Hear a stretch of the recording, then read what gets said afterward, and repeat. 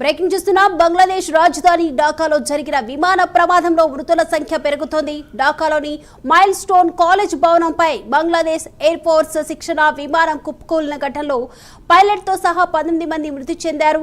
164 మందికి గాయాలు అయ్యాయి. విమానం కూలిన వెంటనే భారీగా మంటలు ఎగిసిపడ్డాయి. ఘటనా స్థలిలో సహాయక చర్యలు కొనసాగుతున్నాయి.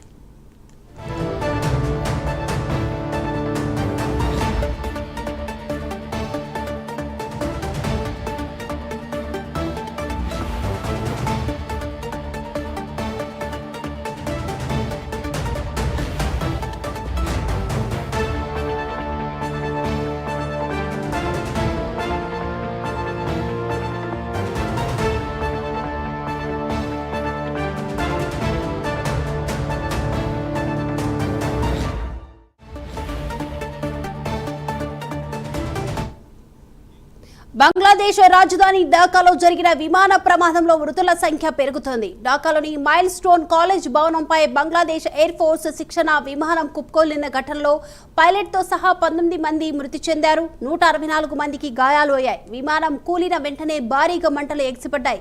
ఇక ఘటనా స్థలిలో సహాయక చర్యలు ఇంకా కొనసాగుతూనే ఉన్నాయి. ఈ అంశానికి సంబంధించి ఓవరాల్ అప్డేట్స్ అందించడానికి మా నేషనల్ బ్యూరో చీఫ్ కళ సిద్ధంగా ఉన్నారు. కళ,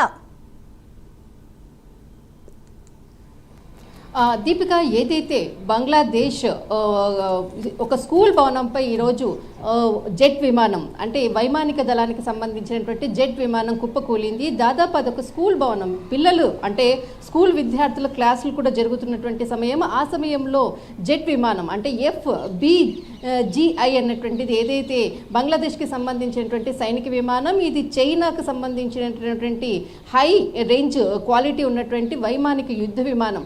ఇది మధ్యాహ్నము అంటే 1 గంట సమయంలో స్కూల్ విద్యార్థుల ఏదైతే మైల్ స్టోన్ ఉన్నటువంటి స్కూలు, ఆ స్కూలు ఏదైతే అంటే ఒక శిక్షణకు సంబంధించినటువంటి వైమానిక అంటే యుద్ధ విమానానికి సంబంధించినటువంటి ప్రాక్టీస్ సమయంలో అక్కడ ఆ సరౌండింగ్స్లో జరుగుతున్నటువంటి ప్రాక్టీస్ సమయంలో కుప్పకూలినటువంటి సిచ్యువేషన్. అయితే మధ్యాహ్నం 1 గంట సమయంలో స్కూల్ విద్యార్థులందరూ కూడా స్కూల్లో ఉన్నారు. అందులో దాదాపు మనకు అందుతున్నటువంటి సమాచారం ఏదైతే మధ్యాహ్నం జరిగినటువంటి సంఘటనలో మధ్యాహ్నము అంటే స్కూల్లో ఆ సమయంలో దాదాపు 200 పైగా కూడా విద్యార్థులు ఉన్నట్లు కూడా సమాచారం అందుతుంది. కానీ ఈ సంఘటనలో ఇప్పటి వరకు అందుతున్నటువంటి సమాచారం 19 మంది విద్యార్థులు మరణించారు.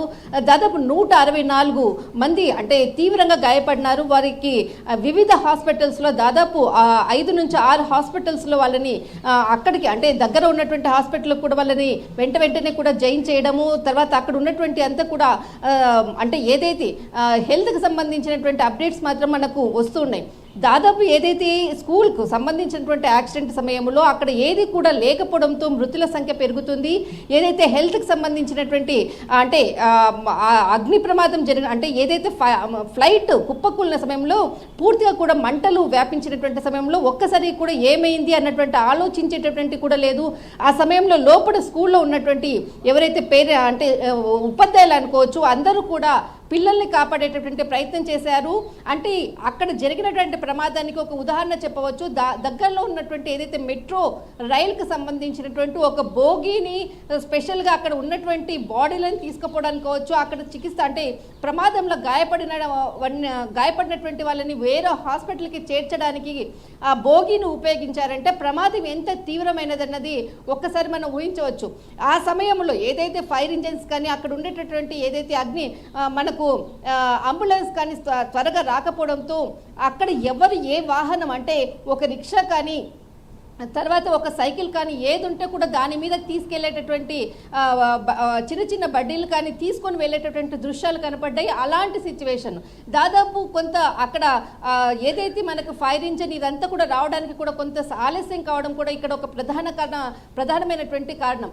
దాదాపు ఇప్పటి వరకు కూడా 19 మంది మరణించారు. దాదాపు 164 మంది తీవ్రంగా గాయపడ్డారు అన్నటువంటి అధికారికంగా కూడా ఏదైతే ఇక్కడ ప్రధానికి సంబంధించినటువంటి PMO నుంచి కూడా ఒక నివేదికను కూడా ప్రకటించడం జరిగింది.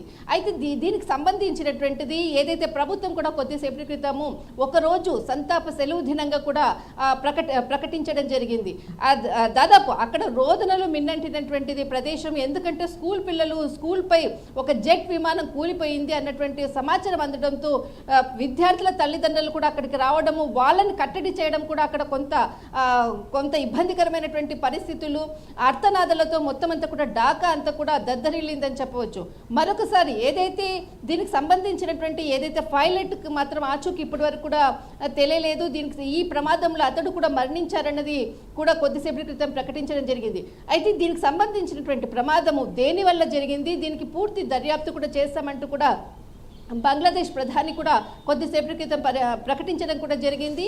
అయితే ఏదైతే అంటే బాడీలు అనుకోవచ్చు, తర్వాత గాయపడినటువంటి వాళ్ళు అనుకోవచ్చు, అంటే ఎవరైతే ఈ ఘటనలో మరణించినటువంటి వాళ్ళ మార్చురికి తరలించడం జరిగింది. దాదాపు అంటే కొన్ని అంటే బర్న్ హాస్పిటల్ అనుకోవచ్చు, తర్వాత కువైట్ సంబంధించినటువంటి ఏదైతే దగ్గరలో ఉన్నటువంటి హాస్పిటల్ అక్కడ ఒక 60 మందిని, వివిధ హాస్పిటల్లో కూడా ఇప్పటి వరకు కూడా 5 నుంచి 6 హాస్పిటల్స్లో చాలా మందిని, ఒక్కొక్క హాస్పిటల్లో 40 మంది, ఒక హాస్పిటల్లో 50 మందిని చేర్పించి వాళ్ళకు సంబంధించినటువంటి డాక్టర్స్ని అందరినీ కూడా రప్పించి అక్కడ ట్రీట్మెంట్ అందిస్తున్నటువంటి పరిస్థితి.